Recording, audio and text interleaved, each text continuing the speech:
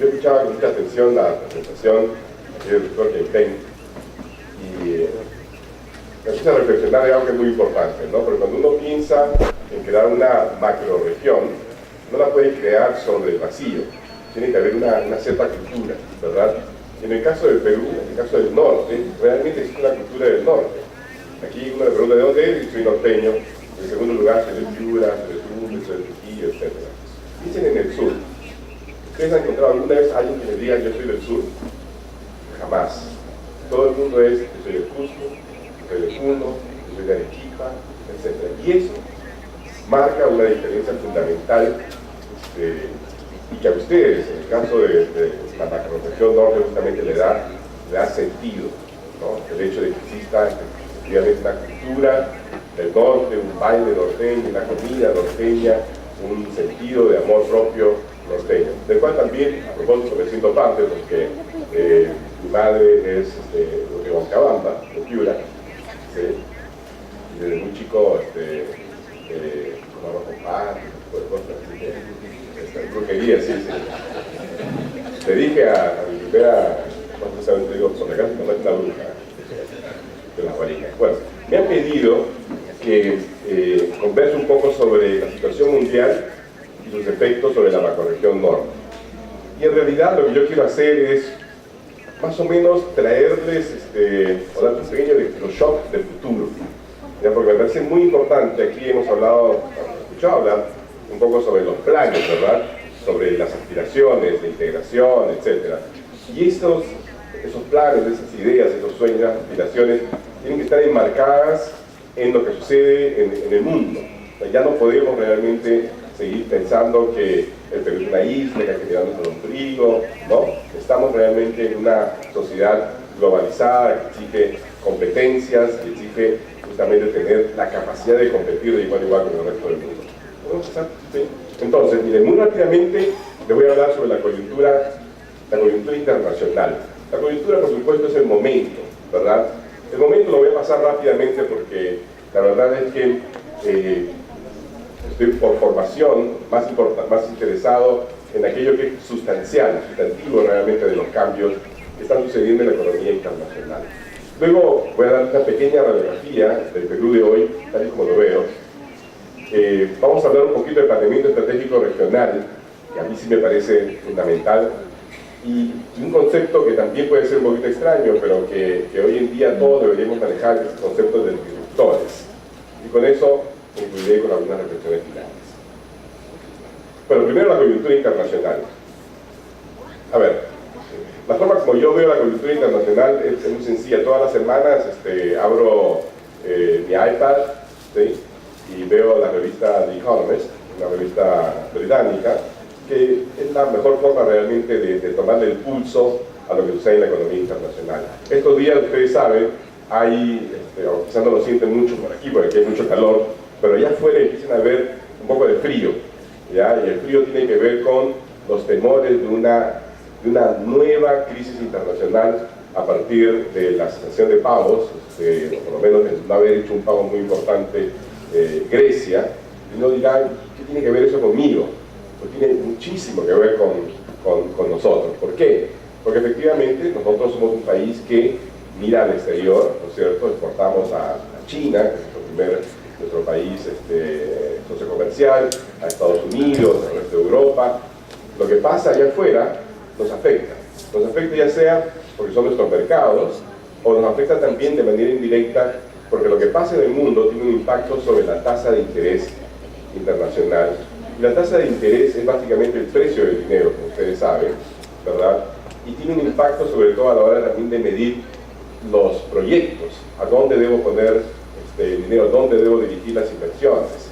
Y cuando las tasas de interés suben, el dinero se va de economías como las nuestras. Entonces todo se hace más complicado, ¿ok? Bueno, en general, lo que va pasando, ha pasado muy rápidamente, ¿verdad? A ver, ahí. No, el primero. A ver, ¿sigue? ¿Sigue? No. ¿Puede avanzar, por favor? Ahí, a ver. Bueno, lo primero que hay que notar aquí es el tema de los commodities. Nosotros también, ahora pensando en la importancia de darle un poco de diversidad a la economía nacional, ¿verdad? Tenemos que pensar que efectivamente somos un país bendito en el sentido de que tenemos una dotación de recursos mineros, etcétera, y ya quisieran tener otros países. Acaban de mencionar Corea.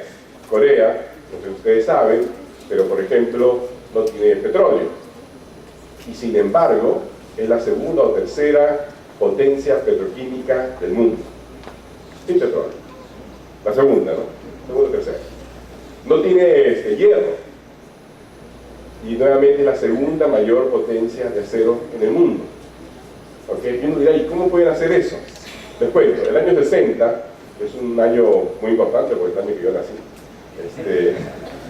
ese año Corea del Sur tenía un ingreso per cápita que era 10% menor que el ingreso per cápita de los peruanos. Menor, ¿ok? Hoy en día, los coreanos tienen un ingreso per cápita que es más o menos 4 veces el ingreso per cápita de los peruanos. ¿Okay? Algo pasó muy importante en estos 50 años. Los coreanos, que eran muy pobres, empezaron exportando, se van a reír, van a creer que es mentira, pero es verdad, empezaron exportando pelucas y pestañas postizas. Claro, las coreanas tienen un cabello negro muy lindo, ¿no? Ese era su recurso, digamos, competitivo, se convirtió en la mayor exportadora de pelucas, para beneficio de los calvos, ¿no? Y a partir de eso, de empezar, de tener que ponerle inventiva donde no había recursos, es que han logrado ir diversificándose y creciendo y desarrollándose. En el caso del Perú, nosotros tenemos una riqueza extraordinaria desde el punto de vista de materias primas. Y de manera paradójica, quizás, hoy podría ser que eso nos haya limitado de nuestra capacidad de exigirnos en términos de imaginación, en términos de inventiva. El hecho es que en los últimos 15 años la economía peruana efectivamente ha crecido de manera fundamental, ha habido un cierto grado de modernidad, ¿verdad? No necesariamente de desarrollo, como vamos a ver después, pero sí ha habido crecimiento, sí ha habido un grado de bienestar importante. Pero estamos viendo que las materias primas vienen cayendo de precio. Ahí ven, al final dice cambio en un año, ¿no? Las materias, los commodities abajo del 17, 23%, 18%, es decir, ha habido un cierto congelamiento. Algún economista alguna vez le llamó esto la lotería de las materias primas, ¿no? Cuando las cosas van bien, qué fantástico, y cuando empiezan a ir mal, bueno, todos nos golpeamos, ¿verdad? Lo importante por eso es darle diversidad a la economía, y por eso me encanta la idea, efectivamente, de que en algún momento haya, ¿por qué no?, una planta industrial de Hyundai aquí cerquita aquí en Trujillo, etc. Entonces, allá afuera, como les digo, ese superciclo de los precios de los commodities, de las materias primas, hace como 1 año y medio, 2 años que terminó. Y muy difícilmente va a regresar. ¿Okay? Nosotros en CEPLAN, donde yo fui presidente por 2 años, ¿no? Hicimos un cálculo, por ejemplo, y descubrimos que más o menos ese superciclo de los precios significó como 2% adicional al crecimiento de la economía nacional, ¿sí? Entonces la economía, digamos, tenía el potencial de crecer 5, creció 7. Hacia adelante ya no va a poder seguir haciéndolo a menos que hagamos cosas diferentes, ¿sí? Siga, por favor. Entonces, la economía norteamericana, después del 2008, donde hubo esta crisis, ¿no? Muy dura, ¿verdad?, ha ido recuperándose de a poco, y hoy en día en los Estados Unidos hay un cierto nivel de bienestar, de optimismo, el desempleo ha caído a tasas que no había desde antes del 2008, ¿verdad? Y la economía norteamericana se empieza a recuperar, y eso es bueno. Es nuestro segundo mercado, uno de los mayores inversionistas en el Perú, etc. Pero es bueno, por un lado, pero tiene un aspecto negativo, que es que cuando la economía está fuerte, ¿sí?, las tasas de interés de ese país también suben. Entonces es muy posible que muy pronto veamos que las tasas de interés en los Estados Unidos suben. Y la relación es siempre inversa. Cuando sube la tasa de interés en los Estados Unidos, los capitales se van para allá, escasean aquí, ¿sí?, y las dificultades se ven en los países emergentes. China, después de crecer a tasa de 10, 11, 12% durante 35 años, que es justamente lo que ha causado la gran transformación de la economía de la sociedad china, hoy en día viene creciendo a una tasa mucho menor, de menos del 7%. ¿Okay? Esto para los chinos es un problema, para nosotros sería fantástico que creciera 7%, ¿no? Para ellos es un poquito un problema. Pero hay que entender una cosa, es casi voluntario. Los chinos quieren crecer a una tasa menor hoy en día porque están empezando a diversificar y a cambiar de manera sustantiva lo que producen en el mundo. Durante décadas, las últimas 3 décadas, se han convertido, por supuesto, en el mayor fabricante de todo, ¿verdad? Pero no necesariamente de calidad, ¿sí? Cuando alguien dice, bueno, te regalo este, no sé, este vestido fantástico, maravilloso, y dice Made in China, ¿no? Normalmente la novia se lo regresa, ¿sí? Porque quiere que sea Made in Italy, o en algún momento, ¿cierto? ¿Sí? Claro. ¿Por qué? Porque hay una noción de calidad. Los chinos están en estos momentos atravesando el mismo proceso que en algún momento atravesó Japón y Corea del Sur. Están, digamos, yendo hacia arriba en las cadenas de valor. Entonces cada vez más van a ir produciendo, ya no estos autos chinos así, medio malos que vemos ahora, sino irán mejorando en la cadena a través de los recursos enormes que tienen, sin ninguna duda, ¿no? El resto del mundo, la verdad, todavía sigue medio complicado. América Latina también ha sufrido no digamos una recesión, porque no está en recesión, pero sí una desaceleración muy importante del crecimiento, ¿ok?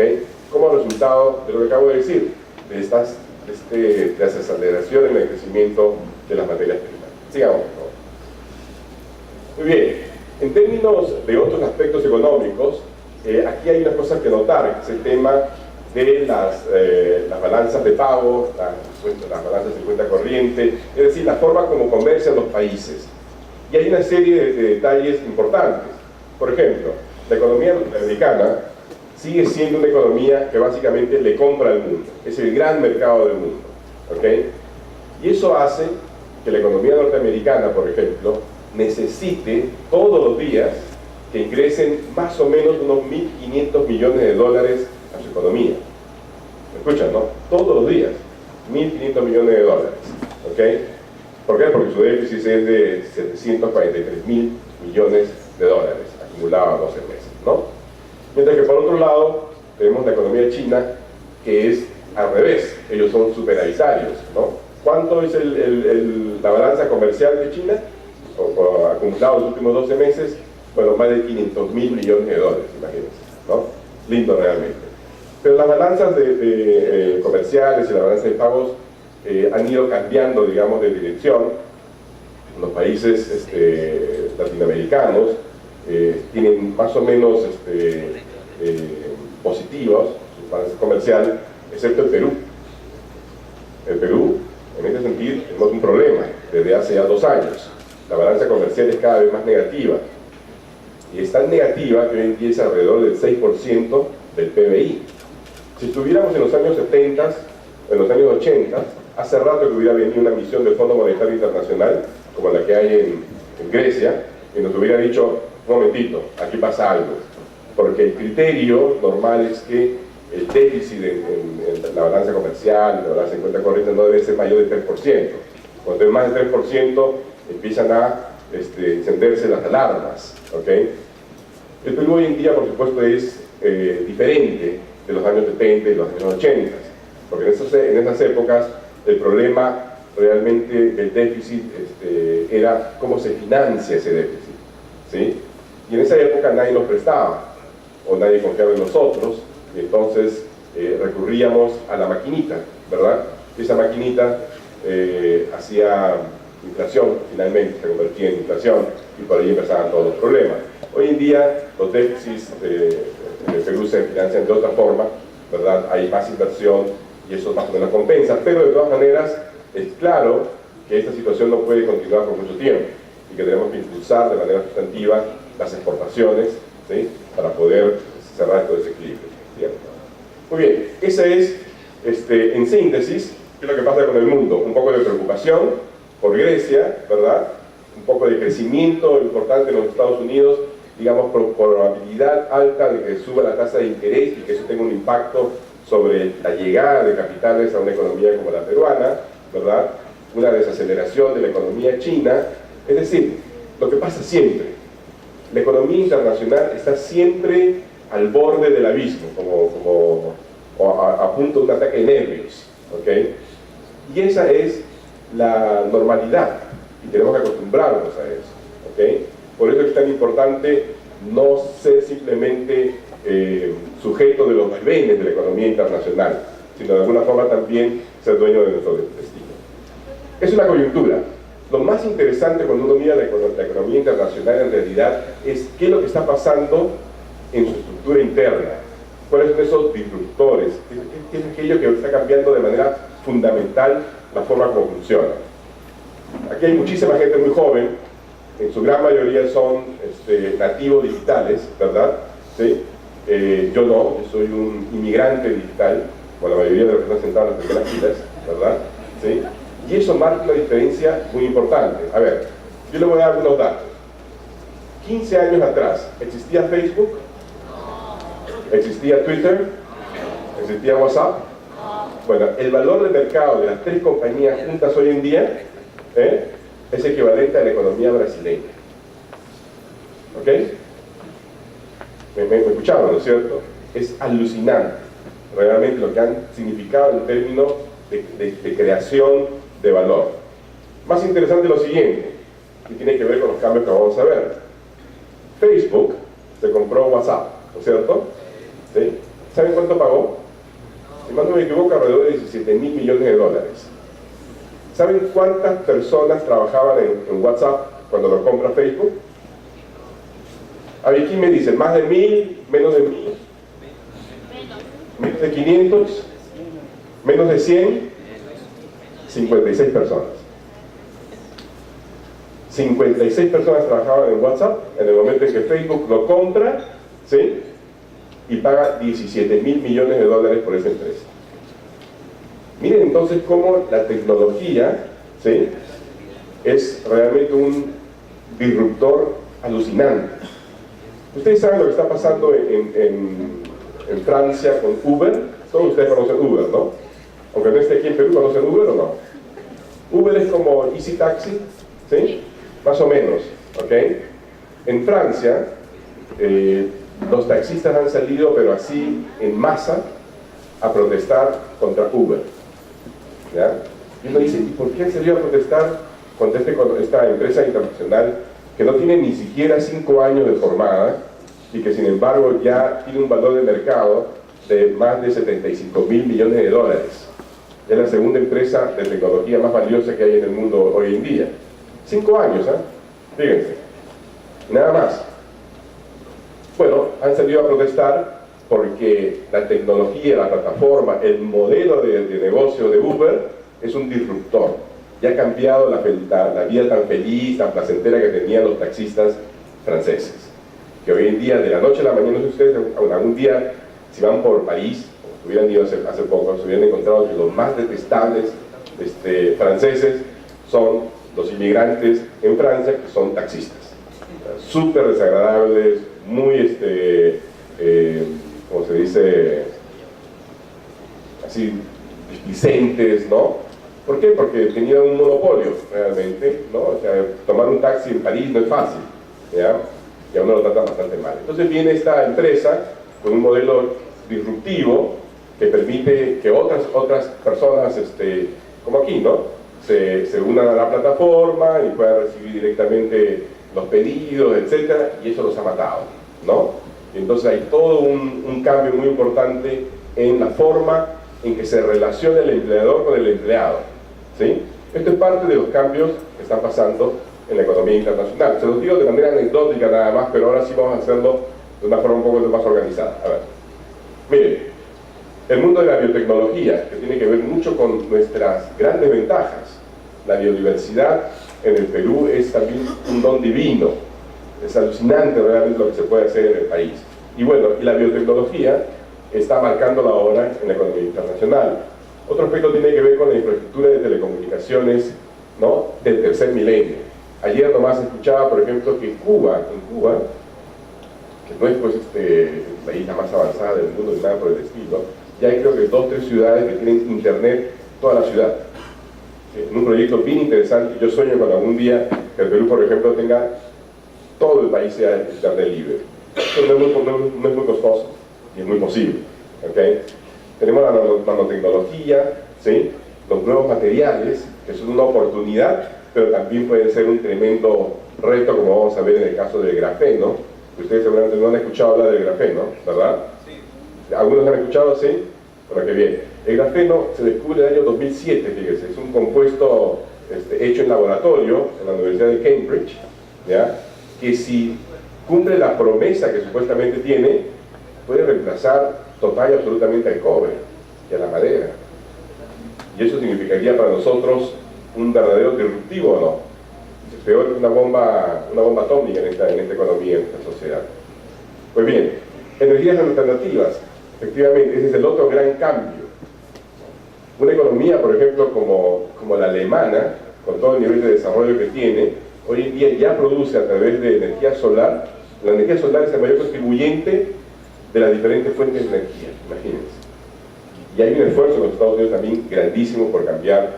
Nosotros algo estamos haciendo, pero el esfuerzo debe ser mucho mayor para darle mejor balance, ¿no?, al tema medioambiental y a las energías que promueven el desarrollo. Miren, uno de estos disruptores efectivamente ha sido el shale gas, que es el gas de esquisto, ¿qué se llama? ¿Sí? ¿No? Que es básicamente un gas que estaba ahí atascado, ¿no?, debajo de las bases submarinas, ¿no?, y que a través de pura tecnología hoy en día ha hecho que, por ejemplo, la economía norteamericana, que había sido durante décadas, como 5 décadas más o menos, el mayor importador de petróleo del mundo, hoy en día se ha convertido en el productor número 1 de petróleo del mundo, más que Arabia Saudita. ¿Okay? Y eso es lo que explica por qué en estos últimos años la economía norteamericana empieza a surgir nuevamente con una fuerza impresionante, después de haber realmente corrido el riesgo de ser desplazado como economía líder en el mundo. Esto está aquí, y esto ha tenido un impacto, por ejemplo, sobre nosotros, que nos demoramos como 30 años en explotar el gas de camisea, ¿sí? Lo descubrieron, se quedaron dormidos, finalmente lo sacaron, ¿no?, en el momento en el que los precios se han ido al piso del gas. ¿Por qué? Porque descubren el gas de esquisto, ¿no? Y los mercados internacionales de inmediato han reaccionado, los precios a la baja, y lo que era supuestamente nuestra gran ventaja competitiva deja de serlo en la misma medida. Siga, por favor. El tema de los nuevos materiales, le decía, ¿no?, en el caso del grafeno, yo creo que es importante que lo recuerde, ¿ya? Descubierto en el año 2007, como le dije, en Cambridge, en la Universidad de Cambridge, una de estas colaboraciones además que existe entre la empresa privada y la universidad en la creación de estos ecosistemas, de que estaba conversando hace poco con usted, ¿no? Con unas ideas que tiene justamente para hacerlo aquí también con la Universidad de Zipán, me parece fantástico, y que, como les dije, también tiene el potencial de ser un verdadero disruptor, ¿no? Porque supuestamente es más fuerte que el diamante, es mejor conductor que el cobre y es tan flexible como el caucho. Imagínense, una cosa de locura. Ya hoy en día, desde el 2007 a ahora, son apenas 7 u 8 años, y sin embargo se están generando una serie de patentes, y los países como por ejemplo la China, Estados Unidos y Corea están liderando. Miren, 2.200 patentes ya hechas por empresas chinas, 1.700 por empresas norteamericanas, 1.160 por empresas surcoreanas, aunque en términos de calidad y avance el mayor es el Reino Unido. De hecho, el propio gobierno conservador, fíjense, de Gran Bretaña, el señor Cameron, con todo lo que ellos tienen de opuesto a dar subsidios, etcétera, dándose cuenta de la importancia del grafeno, ¿no?, lanzó una partida especial solamente para que las universidades investiguen más el tema del grafeno, como 60 millones de libras esterlinas, ¿no? Muy bien, entonces esto constituye un riesgo potencial para la economía peruana, porque digamos que las patentes se comercializan, se vuelve comercial realmente el grafeno. La demanda por cobre va a disminuir, no digo que va a desaparecer, pero efectivamente se va a ver golpeada. Y nosotros somos un país que sigue invirtiendo de manera sustantiva en el desarrollo de nuevos proyectos mineros de cobre. ¿No es cierto? Cobre es lo que más abunda, ¿verdad? Entonces estaríamos haciendo una apuesta quizás no necesariamente tan acertada como estrategia de desarrollo de largo plazo. Siga, por favor. La impresora 3D es una revolución también que es impresionante y que que es realmente transversal en todo tipo de cosas. En la medicina ya se puede hacer impresiones 3D para construir, por ejemplo, un corazón artificial, ¿no? Hoy día, antes de venir, estaba viendo las noticias, un canal argentino, y dan la noticia de una empresa en Australia que ha desarrollado una máquina que permite construir una casa, ¿ya?, en 2 días. Una especie de robot, ¿ya?, que construye una casa en 2 días, donde casi todo está hecho a partir de la impresión 3D. Es una tecnología, sí, que en menos de 5 años ha visto reducir su precio, creo que a una 10ª parte de lo que era, ¿no? El presidente Obama, miren, en los Estados Unidos, donde el sector privado es realmente quien lidera, etc., el presidente Obama, en su discurso de hace 2 años ya, lo dijo claramente, ¿no?, que la nueva industrialización de los Estados Unidos va a estar basada en la impresión 3D, y ha puesto dinero donde ha puesto sus palabras. Entonces hoy en día hay todo un programa para instalar 15 centros de investigación de manufactura en diferentes estados de los Estados Unidos, ¿sí?, en unas colaboraciones público-privadas, donde el objetivo principal es generar mayor investigación y mayores avances en la tecnología 3D, y hacer que esto sirva como una especie de showroom para que las empresas privadas, pequeñas y medianas, ¿no?, puedan tener acceso de inmediato a eso. A ver, esto en cristiano, ¿qué significa, señor Anderson? Bueno, significa una cosa muy sencilla. Miren, por ejemplo, nosotros, como país, realmente, poniéndonos la mano en el corazón, ¿podemos competir en el mundo del automóvil? Muy difícil, porque se necesita tener cantidades de dinero para crear las plantas, la investigación y el desarrollo. Hemos llegado tarde a esa fiesta, esa es la verdad. Sin embargo, eso no significa que 5 minutos, eso no significa que básicamente no podemos actuar. Podemos actuar de manera complementaria, uniéndonos a algunas cadenas de valor. Por ejemplo, y eso se lo dije yo a un asesor del presidente de la China, ¿no?, le decía: miren, ustedes en la China van a hacer cada vez autos mejores, ¿verdad? Nosotros podríamos, por ejemplo, convertirnos en el gran productor de timones para la China, para los autos chinos, ¿no?, a través de tecnologías de 3D. O sea, no aspiremos a hacer todo el auto, timones, nada más. ¿Cuántos timones podemos construir? ¿Sí? Millones, ¿entienden? Ese es el tipo de cosas que permite hoy en día la tecnología 3D, porque implica precisión, implica control de calidad, etc. Sigamos, por favor. Disruptor número 4, el tema de la infraestructura de las telecomunicaciones, ¿no? Existe un proyecto, por ejemplo, de Google maravilloso que se llama el Millennium Dome Project, ¿no?, que es básicamente alumbrar a todo el mundo de Internet. Y es algo que nosotros como país también deberíamos mirar y hacernos parte de esto.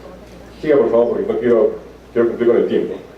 Bueno, 2 cambios importantísimos que casi no se mencionan en el Perú.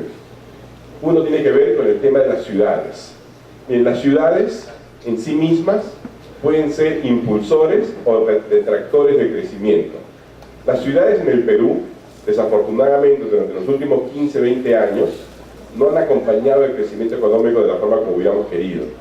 Porque en lugar de crear pues, ciudades más eficientes, ¿sí?, con mejor nivel de transporte, verticales para poder utilizar mejor el agua y todos los recursos, hemos repetido fuera de Lima, ¿no?, el mismo error o el mismo caos de los pueblos jóvenes, o de los conos de Lima, y eso lo vemos en todo el Perú, ¿no? Seguimos creciendo de manera horizontal, seguimos poniendo viviendas donde no hay recursos, etcétera, y eso hace, y no hemos resuelto los problemas del transporte fundamental, y eso hace que en lugar de ser un impulsor del crecimiento y del desarrollo, las ciudades se conviertan en una trampa que nos impide avanzar. Pero en el resto del mundo, las ciudades son justamente un impulsor del crecimiento. Otro aspecto importante que tiene que ver con la economía internacional es el concepto de hipersegmentación. Hoy en día, casi nada se produce en un solo país, ¿ya? Aquí la mayoría de ustedes debe tener un iPhone, ¿no es cierto? ¿sí? Bueno, el iPhone tiene 116 componentes. Y esos 116 componentes se fabrican en 112 países. ¿Escucharon? Hay países hasta de África. No está Perú. ¿Sí? ¿Me entienden? Y ahí lo importante es cómo nos hacemos parte de esas cadenas a través de esta hipersegmentación. Sigamos. Y eso, a propósito, es importante porque lo que dijo aquí nuestro amigo Yepen, de que hoy en día efectivamente no es solamente país a país, sino también región a países, ¿no? Y ciudad a países. Ese es el tipo de oportunidad que tenemos que buscar para engarzarlos en cadenas de valor superior. El otro gran disruptor, por supuesto, es el hecho de que hoy en día el centro de gravedad de la economía internacional pasó de Europa al Asia-Pacífico, y allí nosotros tenemos una suerte increíble, estamos, fíjense, justo en el centro, ¿no? Pero tenemos que hacer mucho para poder aprovechar de manera inteligente esa situación geográfica, porque no basta con decir, bueno, yo estoy en el centro, el tema es, bueno, ¿vas a ser un centro por el cual yo quiera pasar o te voy a obviar? ¿Sí? Y eso implica cambios de todo tipo, desde regulación hasta temas tributarios, temas de integración bursátil, etc. Sigamos. La complejidad económica, y con esto voy a terminar. Miren, en realidad en los últimos 50 años en el Perú, la economía casi no se ha transformado. Hoy en día yo sé que ustedes hablan mucho, se habla mucho del impulso de la agroindustria, pero la agroindustria hoy en día es simplemente lo que era el algodón, la caña de azúcar en el pasado. De manera relativa, miren el gráfico, no lo he inventado yo, son datos del Banco Central. Los servicios siguen, los servicios que significa todo aquello que no podemos identificar, y es básicamente la economía informal, ¿no? Es alrededor del 60 y tantos %. La manufactura entre 13 y 15%. La agricultura y minería ha ido cambiando, pero alrededor del 17 y 13%. Hoy en día exportamos minerales en la misma proporción que la que hacíamos hace 50 años. ¿Okay? Entonces no nos hemos transformado, no nos hemos vuelto una economía un poco más compleja. Sigamos, por favor. Miren, y esto es un poco un invento mío, pero creo que tenemos una economía muy desequilibrada, ¿sí? O sea, a propósito están así las pirámides, porque tenemos, en cualquier industria que ustedes se imaginen, hay una cúspide de grandes empresas que representan la mayor cantidad de valor, o la mayor cantidad de la productividad, o son los mayores usuarios de tecnología. Y por abajo tenemos una base, ¿no? Donde son básicamente empresas de subsistencia, un gran número, pero una contribución muy pequeña en cualquiera de estos tipos. Este es el índice de complejidad económica desarrollado por el profesor Ricardo Hausmann de la Universidad de Harvard, que básicamente lo que hace es decir lo siguiente: a ver, un país es más desarrollado en la medida en que su producción sea más compleja. ¿En qué sentido compleja? Dice, a ver, ¿qué es lo más difícil de fabricar, de producir, etcétera? A ver, aeronáuticas, ¿no es cierto? Softwares, productos químicos, ¿verdad? La biotecnia, biotecnología, etcétera. Muy bien. ¿Y qué es lo más sencillo? Todo lo que tiene que ver con lo extractivo, la pesca, la minería, etcétera. Desarrolla 34 categorías. La gran mayoría de actividades, en el caso del Perú, son las últimas. Entonces tenemos un bajísimo grado de complejidad económica, ¿ok? Y el reto es cambiarlo. Yo les voy a enseñar solamente dos grafiquitos para que vean que es posible cambiarlo, pero requiere mucho. Por favor, sigan. Este es Perú, miren los colores, nada, solamente noten los colores, ¿ya? O sea, somos un país, verde es manufactura, ¿ok? Productos avanzados. El verde es lo que menos hay aquí, ¿sí? El resto es marrón, amarillo, naranja, que son básicamente materias primas, actividades extractivas. Desde el año 95, siga por favor, y va a ver que no ha cambiado casi nada al año 2013. Sigamos, evitemos Colombia. Siga, Colombia no ha cambiado mucho, pero Costa Rica, ahí. Miren los colores de Costa Rica. El año 95, ya Costa Rica tenía una parte importante de actividad industrial, ¿ok? Y el resto sí es también banano, plátano, café, etcétera, ¿no? Miren el año 2013 ahora. Fíjense. Cambió de manera sustantiva, ¿sí? ¿Ah? Esto es transformación económica. Eso significa darle mayor complejidad a una economía. Esto para mí significa el éxito. ¿Okay? Por eso es que Costa Rica, conjuntamente con Colombia, son los países que están a puertas de ser admitidos como países miembros de la Organización para la Cooperación y el Desarrollo Económico. El Perú aspira también a ser miembro de esta organización, de la OCDE, pero para eso va a tener que cambiar de manera sustantiva esa realidad que tenemos. Bueno, no voy a abusar más de su tiempo. Muchísimas gracias. Un placer estar aquí.